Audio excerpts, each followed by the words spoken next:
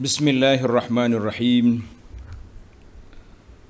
Alhamdulillahi rabbil alamin. Wassalatu wassalamu ala al-mab'uthi rahmatan lil alamin. Nabiyyina wa habibina wa qudwatina Muhammad ibn Abdullah wa ala alihi wa sahbihi wa man sar ala nahjihi wa ihtada bihadihi wa istanna bisunnati ila yaumiddin. Amma ba'du. Muslimin dan muslimat, para pelajar sekalian, Assalamualaikum warahmatullahi wabarakatuh.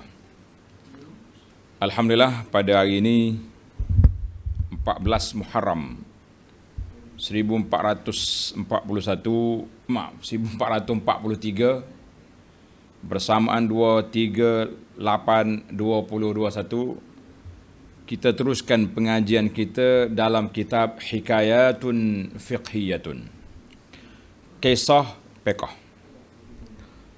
Kisah kita pada siri yang ke-76. Kita sudah 76 siri kita berjalan di musim PKP ni. Alhamdulillah.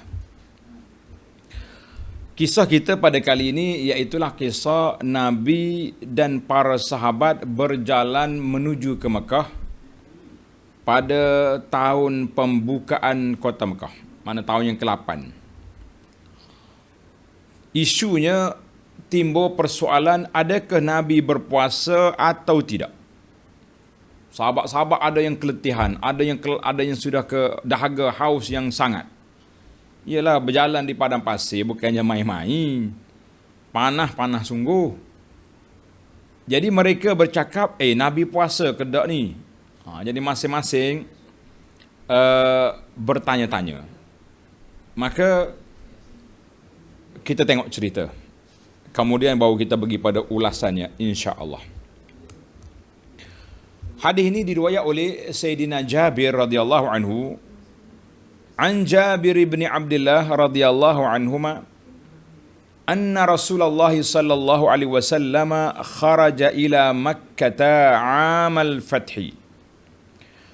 Nabi kita keluar menuju ke Mekah pada tahun pembukaan kota Mekah. Para pelajar, tanda Ramadan tahun yang ke-8. Bulan Ramadan tahun 8 Hijrah.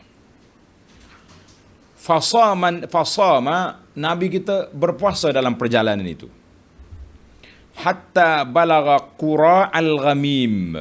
Hatta balagha Qura al-Ghamim, nama tempat. Qura al-Ghamim ni dia kata ruknun minal jabal. Makna satu sudut bukit duduk di tepi wadi Al-Ghamim. Kita panggil kat lereng, jalan di lereng bukit tepi wadi Al-Ghamim. Dia panggil dekat dengan Usfan. Dekat dengan Usfan, jarak dia dengan Mekah dalam 36 mil. Lebih kurang 60 ataupun 58 kilometer. Sebelum sampai Mekah. Biasa Nabi ni dia akan berhenti di Usfan. Usfan tu 80 lebih kilometer. Sekarang ni pun ada sebuah telaga di Usfan. Masih lagi air tu ada, telaga tu. Jadi kalau kita pergi dengan rombongan tertentu, dia akan bawa sana. Habis pakai ambil air tu, tertinggal air Zam-Zam. Ambil air di Usfan. Maka Nabi bila sampai di Qura al-Ghamim, Qura tu kalau nak tengok makna Qura al-Ghamim tu makna betih. Kalau macam kita kata Qura al-Ghanam, betih kambing. Tapi ni nama tempat ni Qura al-Ghamim, maknanya dekat dengan pinggir bukit di Wadi Al-Ghamim. Lebih kurang 60 km dari Mekah. Dekat dah tu, tapi dekat berjalan kaki bang. 60 kilo ni bukan 1 jam, mungkin 1 hari lagi berjalan. Wasaman nasu ma'hu. Sahabat-sahabat berpuasalah sekali dengan Nabi sallallahu alaihi wasallam. Nabi berpuasa, mereka berpuasa. Faqila lahu, orang bagi tahu, ya Rasulullah, innan nasa qad syaqqa alaihimus siyam.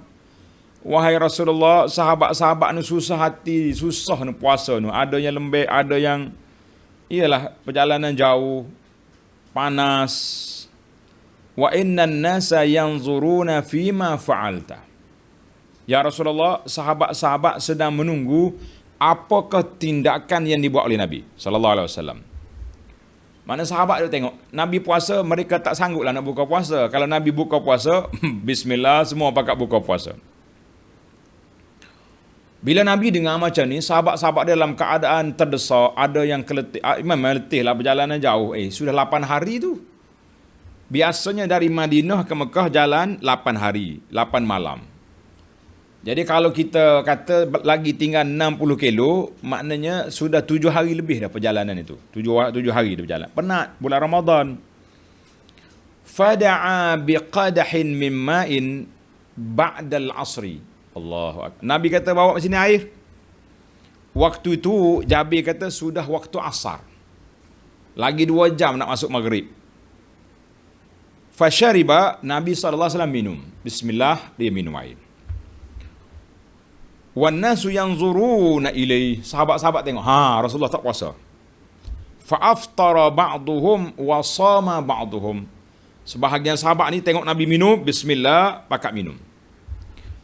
Ada juga sahabat yang kata, aku boleh tahan, tak mau minum, nak puasa juga.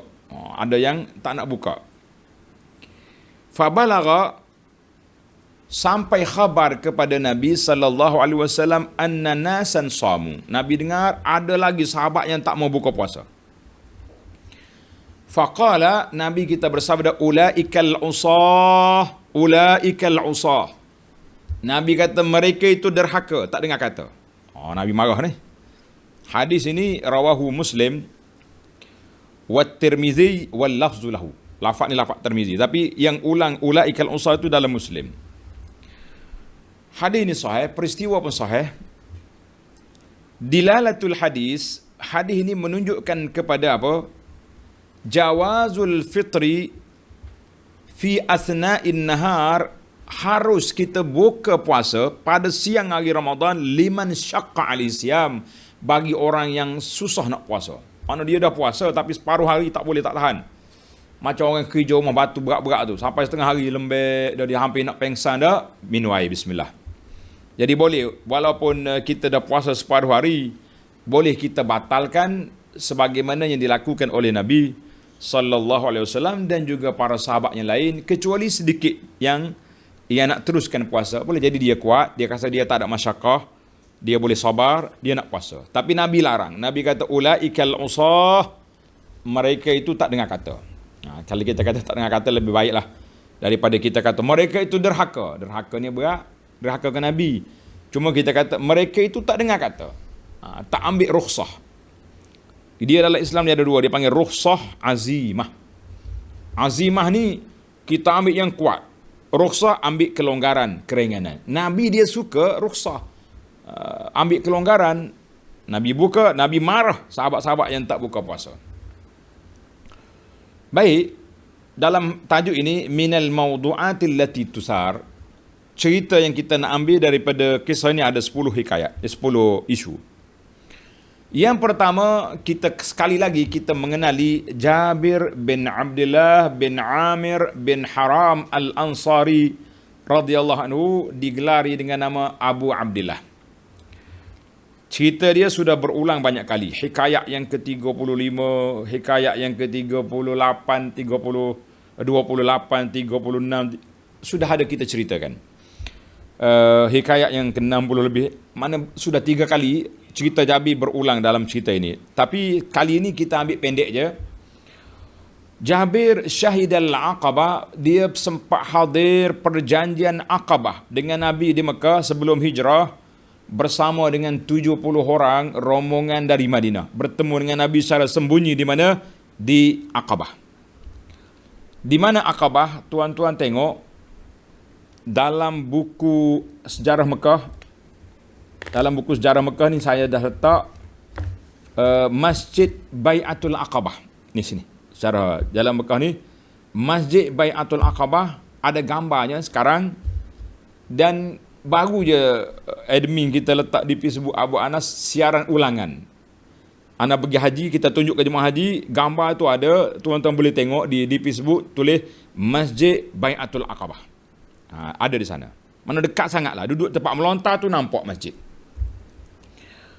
Wa kana, pada hari itu Jabir asgharuhum sinnan, orang yang paling muda sekali Jabir. Dia nak pergi perang Badar tapi ayah dia tak bagi. Ayah dia suruh jaga adik-beradik dia yang perempuan semuanya 9 orang. Nak pergi Uhud, ayah dia kata jangan pergi Jabir, mu tunggu adik-adikmu. Kemudian dia pergilah peperangan selepas daripada itu, setelah ayah dia mati syahid dalam peperangan Uhud. Dan Jabir telah berkahwin dengan seorang wanita yang agak berumur sedikit. Bila Nabi tanya dia, kenapa Jabir kahwin yang orang sudah tua, sudah berumur?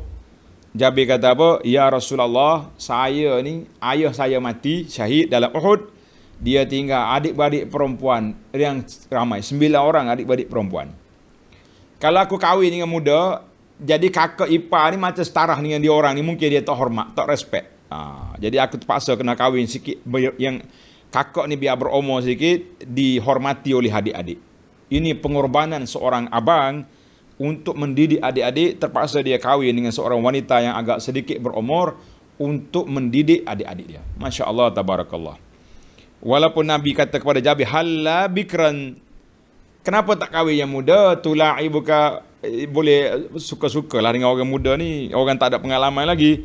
Ni kahwin yang sudah ada pengalaman ni macam-macam cerita nanti. Tapi Nabi Jabir menyatakan sebab dia kahwin. Allah, kita kata mulianya seorang pengorbanan seorang abang. Masya Allah, tabarakallah. Boleh ambil ikon. Ni duk ambil ikon kau budak-budak tak ada kerja tu. Duk ambil kau penyanyi lah, pelakon nak buat ikon. Buat apa ambil ni? Ni tokoh-tokoh yang ada di depan kita ni, yang kita nak sebut nama dia pun kena kata radhiyallahu anhu wa ardahu wa an jami'is sahabah. Jadi Jabir pernah meriwayatkan satu kisah ketika Nabi sedang berkhutbah di Madinah. Aqbalat 'irun, tiba-tiba sampai rombongan perdagangan sampai di Madinah, parking dekat dengan Manakhah.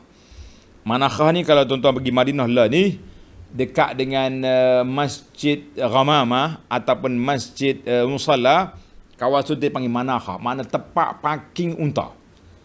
Itu nama dia Manakhah. Sampai hari ni pun kalau kata Manakhah, orang tunjuk belah kanan Babus Salam. Bila unta parking sini, wa nahnu ma'a Rasulillah sallallahu alaihi wasallam, kami sedang dengar Nabi khutbah, fam fatalan nas. Rombongan sampai, seorang-seorang pergi. Tak dengar Nabi kita khutbah. Falam yabqa ma'an Nabi sallallahu alaihi wasallam illa 12 rajulan. Yang tinggal depan Nabi 12 orang, ana fihim. Jabir kata salah seorangnya saya. Fa anzalallahu azza wa jalla, ketika itu turun ayat Quran, wa idza ra'au tijaratan aw lahwan faddu ilaiha wa tarakuka qa'ima. Bila mereka tengok rombongan perniagaan datang, faddu, mereka lari pergi sana. Tinggal Nabi sedang berkhutbah. Berapa orang depan dia? 12 orang. Inilah di antara hujah yang mengatakan sah solat Jumaat 12 orang. Macam-macam lah khilaf. Ni negeri Kelantan sampai hari ni sudah daripada bulan Ramadan dulu sampai ke hari ni. Ramadan, Syawal, Zulqa'dah, Zulhijjah, Muharram. Sudah masuk 5 bulan. Kita pakai mazhab 4 orang solat Jumaat. Masya Allah, tabarakallah. Jaga masjid begini hebat sekali. Dijaga masjid kerana takut dilanda Covid. Kita minta selamat dengan Allah Azza wa Jalla daripada Covid datang. Baiklah, sejarah tetap sejarah. Jabir radhiyallahu anhu tufiya, meninggal pada tahun 78 bil Madinati, di Madinah, ba'da an zahaba basaruhu, setelah hilang penglihatan dia. Akhir umur dia tak nampak mata. Dia meninggal pada tahun 78 di Madinah. Radhiyallahu anhu wa an jami'is sahabah. Ini dia kata, ini Sayyidina Jabir radhiyallahu anhu, seorang sahabat yang berkorban untuk Islam. Yang menariknya, kalau kita nak bercakap tentang kekeluargaan, Jabir telah berkorban untuk siapa? Nak jaga adik-adik dia yang perempuan. Allahu Akbar. Baik, sekarang ni kita pindah kepada isu yang kedua. Setelah terjadinya Bai'atul Ridwan, ataupun dia panggil Muahadah Al-Hudaybiyah. Perjanjian Nabi SAW dengan Quraisy di Hudaybiyah. Di mana Hudaybiyah ni tuan-tuan dan puan-puan? Sekali lagi kena tengok dalam buku saya ni, nama dia Makkah Al-Mukarramah. Kelebihan dan sejarah di masjid besar sejarah, saya tulis di sana tentang cerita Al-Hudaybiyah. Kalau tanya orang pergi umrah, kat mana Hudaybiyah? Terpinga-pinga, mana Hudaybiyah? Kalau tanya mana tempat minum susu unta, ingat selalu. Kita duk nampak benda tu ya. Pergi Mekah susu unta, kan? Ada yang pergi minum air kecil unta pun ada. Biarlah, kita cerita panjang. Tuan-tuan nak tengok kisah unta, tengok dalam Facebook Abu Anas, tajuk dia Keajaiban, tulis nama Abu Anas, Keajaiban Unta. Allah Ta'ala suruh kita tengok pada unta. Dia tak suruh tengok kambing dengan lembu. Afala yanzuruna ilal ibili kaifa khuliqat. Baik. Bila keberlakunya perjanjian Hudaybiyah berlaku pada akhir tahun, makna Zulqa'dah tahun 6 Hijrah. 6 Hijrah. Jadi di antara poin dalam buku ni saya lengkapkan perjanjian itu, berapa jenis perjanjian. Salah satu daripada perjanjian, dia kata wa annahu man ahabba, mana-mana kabilah yang nak masuk bergabung dengan Nabi SAW, duduk di bawah pakatan Islam, mereka boleh ikut.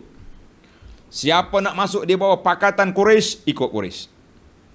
Maka dua kabilah yang berkelahi, dua kem Arab yang berkelahi, nama dia Khuza'ah dengan Banu Bakar. Dua ni memang kelahi. Macam tempat kita ni jugalah ada kem-kem yang tertentu ni. Jenis kelahi tak habis-habis. Kan? Kawik tak kawik pun balas macam, tak kira. Cerita Nabi, jangan masuk hak kita ni. Maka fadakhalat Khuza'ah, kabilah Khuza'ah duduk di bawah panji Nabi sallallahu alaihi wasallam. Banu Bakar pergi duduk dengan halif dengan Quraisy. Takdir Allah Azza wa Jalla, Banu Bakar khianat kepada Khuza'ah, berlakunya qital wa'tida Bani Bakar ala Khuza'ah. Banu Bakar yang duduk halif pakatan Quraisy khianat kepada Khuza'ah. Khuza'ah ni duduk di bawah pakatan Nabi sallallahu alaihi wasallam.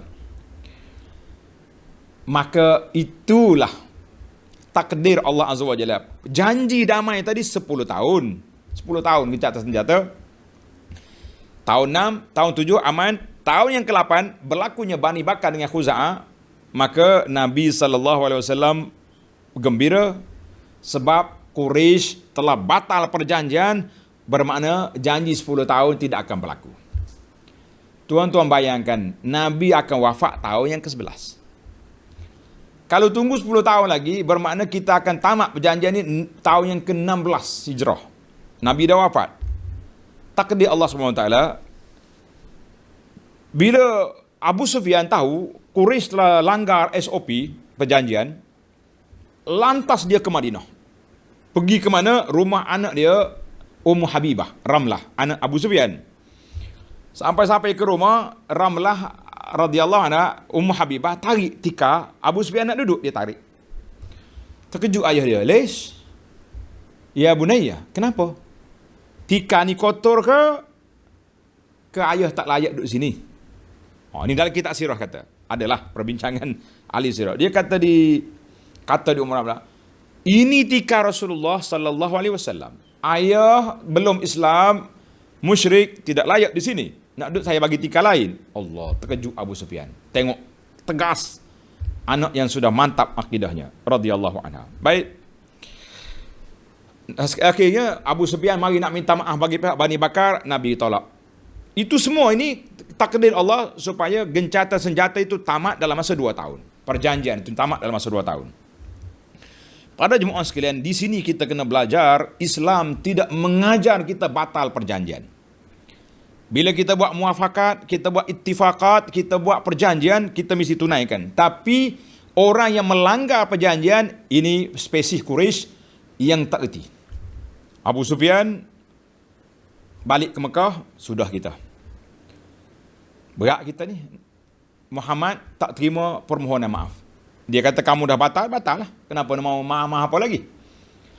Maka takdir Allah SWT berlakulah Nabi kita datang ke Mekah dengan izin Allah Azza wa Jalla pada bulan Ramadan, Ashar Madinah, 10 awal Ramadan, Nabi kita berangkat ke Mekah, dan ketika itulah berlakunya peristiwa, ada sahabat puasa, ada yang tak puasa. Alhamdulillah. Baik para pelajar sekalian, kita pergi kepada isu yang ketiga, wadihun minas surah. Jelas daripada gambaran cerita ini, peristiwa ini berlaku di akhir hayat Nabi sallallahu alaihi wasallam. Tahun yang ke-8. Puasa Ramadan disyariatkan dalam siri lepas kita dah bincang, iaitulah pada bulan tahun yang kedua Hijrah. Maknanya wajib Ramadan. Sebelum daripada itu belum wajib Ramadan. Bahkan hari Ashura kali pertama pun diwajibkan. Kemudian dibatalkan dengan puasa Ramadan. Maka 6 tahun mereka telah biasa dengan puasa, dan Nabi SAW juga telah keluar beberapa peperangan sebelum itu. Kena ingat, di antaranya Nabi kita pergi ke Badar. Badar juga bulan Ramadan, tahun yang kedua.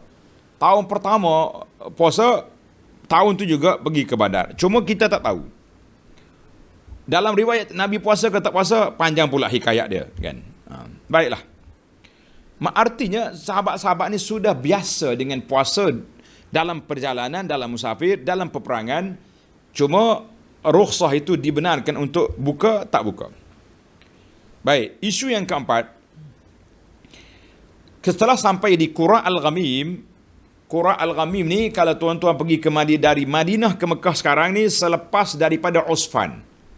Tengok label besar ditulis signboard Usfan. Usfan tu dalam 80 kilometer ke Mekah. Alhamdulillah, waktu anda belajar di Madinah dulu, kita bila bawa kereta mengantuk sampai di Usfan tu rasa segar, dekat dengan Mekah. Masya Allah. Lagi 1 jam nak sampai Mekah. Jarak dia Qura Al-Ghamim ni lebih kurang dalam 60 km dengan Mekah. Maka sahabat-sahabat bagi tahu, ya Rasulullah, depan kita musuh attack dia di mana? Di Jumum. Jumum sekarang ni masih ada lagi satu masjid di Jumum, nama dia Masjid Ar-Rayah. Masih ada lagi tapak itu di Jumum. Tuan-tuan boleh tengok dalam buku ni, ataupun tengok dalam majalah Solusi. Waktu saya pergi lawatan akhir yang kemudian ni, ana pergi semula ke tempat itu, dan Masjid Ar-Rayah masih wujud. Sahabat-sahabat kata, ya Rasulullah, kita nak berdepan dengan musuh dah dekat. Sahabat-sahabat ni keletihan, ada yang lembek, ada yang sudah kepenatan, ada yang puasa. Begitulah keadaan. Bagaimana ya Rasulullah? Apa yang kita nak buat? Allahu Akbar. Nabi kata nak buat apa? Apa yang kita nak buat sekarang? Dia kata, ya Rasulullah, sahabat-sahabat menanti apa ketindakan yang Nabi buat. Sahabat tak berani nak buat. Mereka tunggu apa yang dilakukan oleh Rasulullah sallallahu alaihi wasallam. Nabi kita ambil satu jalan yang cukup simple. Tetapi di dalam ilmu tarbiyatun nafsi, di dalam ilmu pendidikan yang dipanggil pedagogi, apa benda ni? Ilmu pendidikan, Nabi kita ambil pendekatan yang cukup hebat. Nabi kata apa? Nabi tak bercakap sepatah. Ya ayuhas sahabah, hei para sahabat, sila minum. Tak cakap. Nabi minta bawa air. Biqadahin, qadah satu mangkuk air. Nabi kita bismillahirrahmanirrahim, minum. Bila Nabi minum, waktu tu sudah asar, ba'dal asri, wan nasu yanzurun, orang duk tengok ke Nabi sallallahu alaihi wasallam. Oh, bila sahabat tengok Nabi minum, semuanya bismillah, minum. Tak payah cakap banyak. Cukup dengan tengok je. Ini kata di para ulama, wa hadzal mauqif ablagh marrat wa marrat min mujarradil amri. Sikap yang Nabi tunjuk ini lebih berkesan daripada beberapa arahan yang kita kuat. Arahan payah. Minum, semua orang minum belaka. Masya Allah, tabarakallah. Waktu itu sudah waktu asar. Cuma ada beberapa orang yang masih lagi rasa kuat. Waktu pun dah asar, kita nak sabar. Ada beberapa orang. Tuan-tuan kena ingat, kesan daripada pendidikan, bercakap dengan perbuatan lebih kesan pada perbuatan. Kita dengan anak murid kita kena macam tu. Guru kena tunjuk qudwah. Bila kita suruh dia solat ke, kita suruh dia apa ni, kita tunjuk akhlak. Biar anak murid ikut. Ni guru kata, budak-budak semua pergi surau. Dia naik kereta keluar. Apa saja? Cakap pelajar-pelajar jaga disiplin, dia isap okok, belakang tandas. Apa cerita guru macam ni? Cakap dengan anak murid supaya tutup aurat, cikgu sendiri tersengih-sengih dengan muncul tiung keni luntung, contohnya. Macam mana? Ingat baik. Kita nak didik anak-anak kita sekarang ni. Kita ni guru ke, ustaz ke, ustazah ke, cikgu ke, cikgu ke. Ingat baik, anak murid duk tengok di Facebook kita. Ustazah gedik juga kat Facebook. Banyak gambar dia sengih sana, sengih sini. Hati-hati. Ini murid. Apalagi kalau ustazah duk main suakit dengan suami. Allahu Akbar. Jadi panah. Banyak kerusakan berlaku di atas dunia. Satu cerita. Ke masa tak cukup pula ni. Cerita panjang. Saya kalau cerita bab sejarah Mekah ni, sejarah Madinah ni rasa semangat lalu. Duk ingat kita duk sana. Waktu Hudaibiyah tadi, perjanjian Hudaibiyah. Bila Quraisy kat Nabi tak boleh masuk Mekah, Nabi buat keputusan nak balik ke Madinah, maka Rasulullah sallallahu alaihi wasallam perintahkan para sahabat supaya cukur kepala, tahallul, sembelih kambing, kita balik Madinah. Bila Nabi suruh buat, seorang pun tak ada ikut. Tak ada siapa yang cukur kepala. Masing-masing menunggu-nunggu apa yang dibuat oleh Nabi sallallahu alaihi wasallam. Nabi masuk dalam khemah. Waktu tu Nabi kita bawa Ummu Salamah radhiyallahu anha wa ardaha. Nabi kata, ya Ummu Salamah. Tak dengar kata sahabat tu. Marah muka Nabi. Allahu Akbar. Nabi kita marah. Sebab sahabat tak ikut. Nabi suruh cukur, tak cukur. Ummu Salamah ni isteri yang cerdik. Kata tu, walaupun dia sudah berumur, Nabi kita ambil dia sebagai isteri. Sebab mewakili golongan cendekiawan, orang yang sederhana umur. Nak banding dengan Aisyah, lain cerita. Ummu Salamah kata, ya Rasulullah, ukhruj, keluar dari kemah ni, la tukallim ahadan, jangan cakap dengan siapa-siapa, hatta tanhara budnak, sehingga Rasulullah sendiri sembelih unta, wa tad'u haliqak, panggil tukang cukur kepala. Kemudian kalau orang tak ikut, ketika itu Rasulullah marah. Subhanallah. Punya cerdik, siapa dia? Ummu Salamah radhiyallahu anha. Nabi kita keluar bawa pisah cukur, panggil sahabat, ambil unta dia sembelih. Bila sembelih unta ataupun kambing, barulah kita boleh buka ihram. Dia panggil dam ihsar. Dam ketika kita tersekat tak boleh masuk Mekah. Sudah sembelih, Nabi panggil halak, tukang cukur, bismillah, cukur kepala.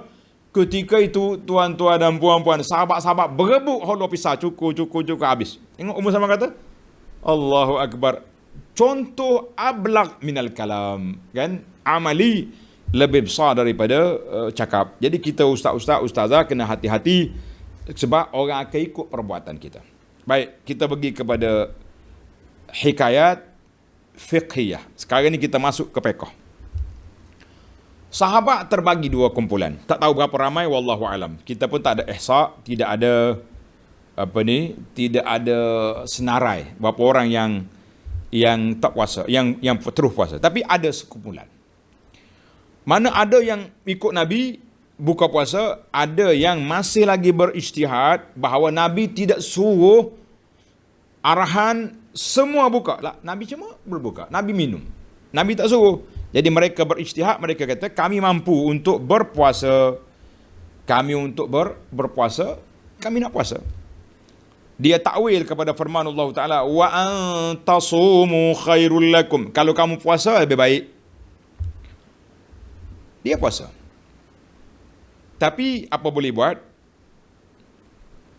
Isu yang ketujuh, apabila sampai kepada Nabi sallallahu alaihi wasallam,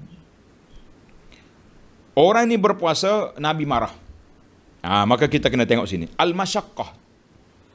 Masyaqqah ni kesusahan yang boleh membawa kepada kebinasaan ataupun andaian boleh menyebabkan orang ni pengsan, rebah apa sekali.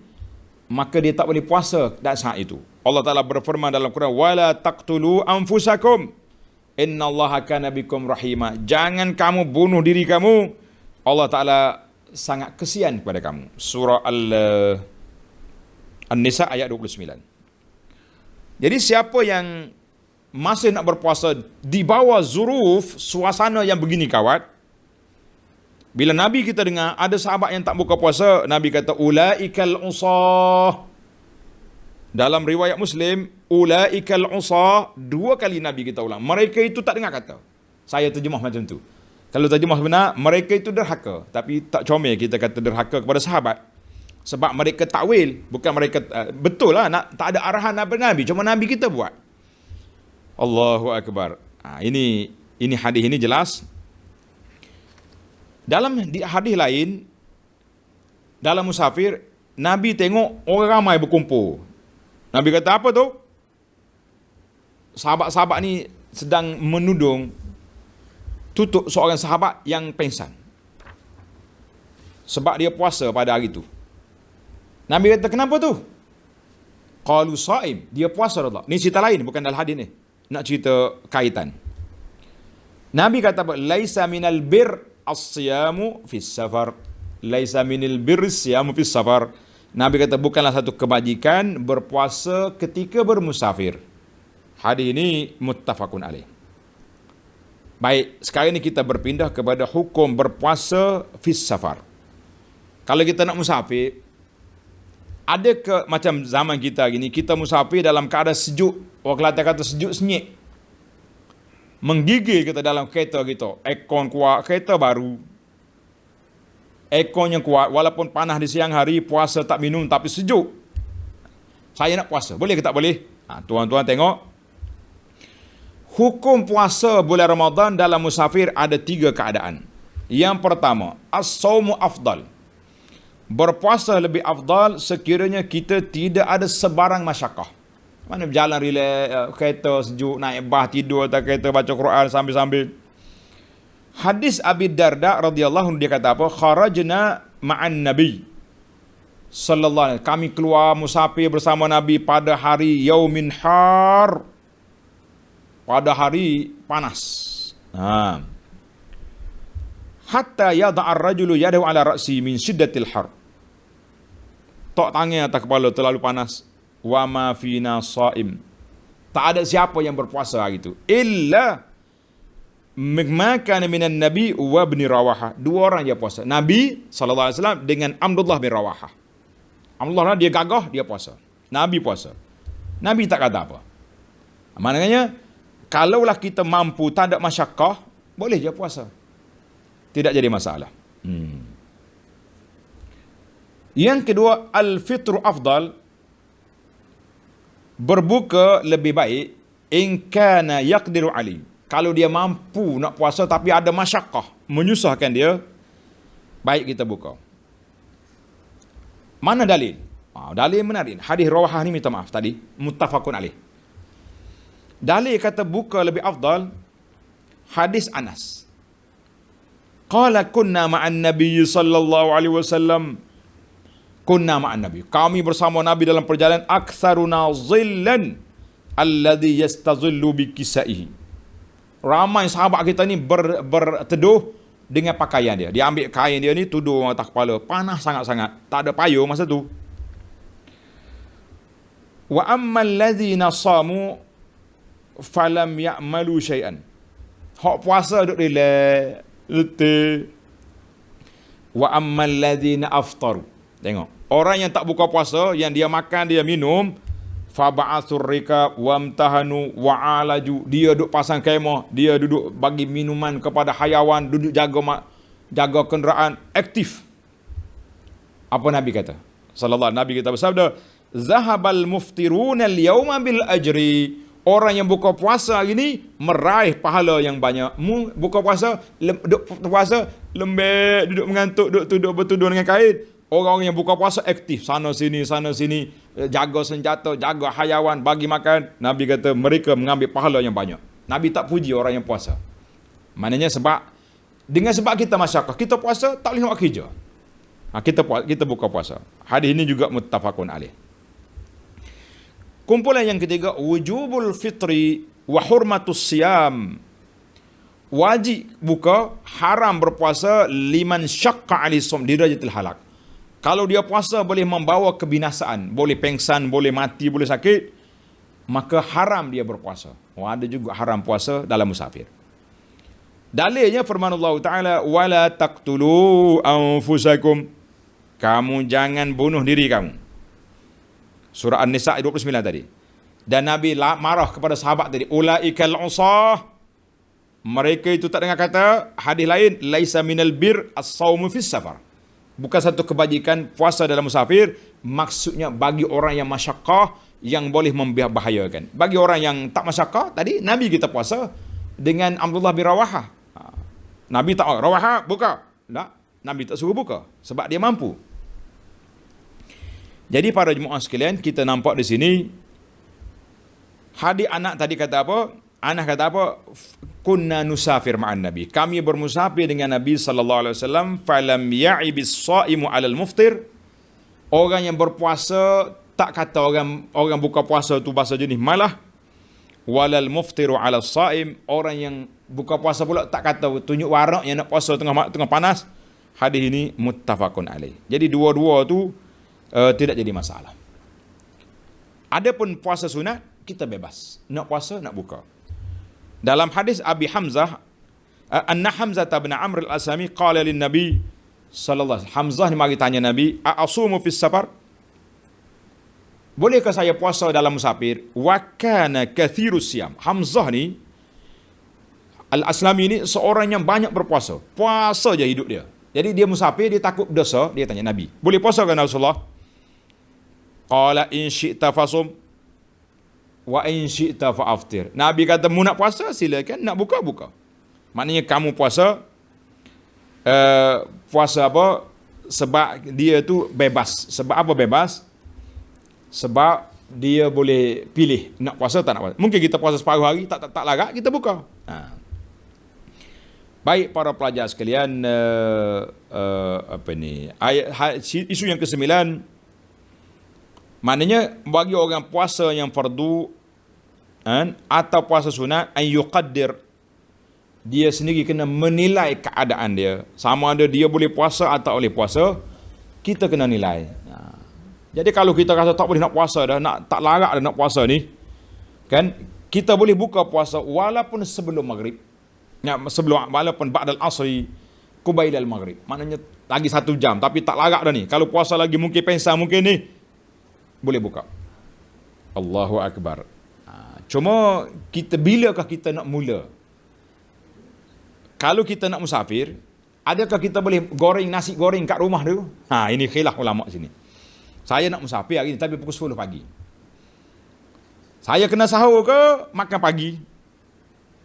Jadi kata di para ulama, kita boleh buka puasa setelah kita mula safar, mula musafir. Belum musafir tak boleh lagi. Lil musafir al-fitri qabla khuruji. Ada juga yang mengatakan boleh je, dah kita niat nak musafir dah, confirm dah ni, boleh kita makan di rumah. Tapi para ulama mengatakan jangan mula, jangan makan dulu. Sebab boleh jadi kita cancel. Contohnya kita beli tiket flight kita pukul 12 tengah hari. Pukul 7 pagi kita sarapan pagi. Kenapa? Pukul 11 dapat SMS, flight kita ditunda ke pukul 8 malam. Apa nak buat? Tak jadi pergi, contohnya, kan? Pergi bala polis nak ambil surat rantah negeri tak dapat. Kita makan pagi dah. Maka disitulah kata di para ulama, bagi orang yang nak musafir, jangan buka puasa dulu. Buat bekal tak apa. Masak-masak bekal siap letak atas kereta, kita musafir travel, dah betul kita berjalan, baru kita makan. Sebab bimbang, takut tak jadi musafir. Takut tak jadi musafir, macam mana kita sudah makan di rumah. Jadi saya lebih cenderung kepada mula makan itu ba'dal khuruj minal mawdi'. Setelah kita berangkat keluar daripada daerah kita, keluar daripada mukim kita, baru kita mula. Macam solat jugalah, solat musafir. Tak boleh solat di rumah kita, kena musafir dulu. Jadi pasal tu nama dia musafir. Musafir ni selagi kita tak berjalan tak kira lagi. Walaupun ada tiket, belum tentu kita jadi. Kan? Nanti dapat SMS kata flight tunda. Flight delay. flight cancel, macam-macam jadi atas dunia ni kan. Baiklah. Yang ke-10, siapa dia buka puasa pada bulan Ramadan, kita kena tengok kepada jenis puasa. Ada orang yang bila dia buka puasa, dia kena qada sahaja. Contohnya, orang musafir. Dia buka puasa. Perempuan yang haid dengan nifas, dia wajib tak puasa. Maka bila tamat haid nanti, lepas Ramadan, dia kena puasa ganti. Orang sakit yang buka puasa, sama jugalah. Ada pun orang yang buka puasa tetapi kerana orang lain. Contohnya orang mengandung, dia tak bimbang anak dia tak cukup oksigen, dia pun buka puasa. Maka dia kena qada dan dia kena fidyah. Itu dia. Dan ada pun orang yang tak payah puasa, bayar fidyah saja, seperti orang yang tua sudah tak larat. Orang tua tak larat nak puasa. Dia boleh makan, boleh je cakap, tapi kalau puasa sampai setengah hari, jam dia. Mungkin akan jadi pengsan ke apa, boleh dia buka puasa. Tak payah qada. Kalau nak qada macam mana? Nak qada dia memang tak larat, maka kita bayar fidyah sehari cukup. Orang sakit yang tidak la yurja bur'uhu, tak ada harapan sembuh, macam orang kena stroke. Walaupun dia umur muda tapi stroke, tak boleh nak puasa, maka kita bayarnya sehari cukup. Yang paling berat atas dunia ni, siapa dia melakukan persetubuhan di siang hari Ramadan, dia tidak bermusafir, dia duduk di rumah dia, maka dia kena puasa 2 bulan berturut-turut, ataupun kena bayar kafarah bagi makan 60 orang miskin. Baik, para pelajar sekalian, kita tamatkan perbincangan kita yang ringkas ini tentang hukum berpuasa di dalam musafir. Mana kita boleh simpulkan bahawa zaman kita ini zaman senang, zaman orang panggil zaman banyak kemudahan. Elok kita puasalah. Kecuali kita rasa penat benar. Ada juga setengah orang ni bila naik kapal terbang bergoyang, dia jadi, orang Kelantan kata loyo. Loyo ni berapa loyo ni? Lawyer. Lawyer, dia jadi lawyer. Orang Kelantan kata lawyer. Duga. Maka dia boleh makan. Takut dia punya jadi muntah ke macam, bolehlah. Walaupun kita kata relax ya naik kapal terbang, tapi ada masyarakat lain. Jadi kita boleh ambil pendekatan. Wallahu alam, insya-Allah kita sambung lagi dalam siri yang akan datang dalam kisah yang berkaitan dengan puasa lagi, insya-Allah. Subhanakallahumma bihamdika asyhadu an la ilaha illa anta astaghfiruka wa atubu ilaik. Wa sallallahu ala nabiyyina Muhammad wa ala alihi wa sahbihi ajma'in walhamdulillahi rabbil alamin. Wassalamualaikum warahmatullahi wabarakatuh.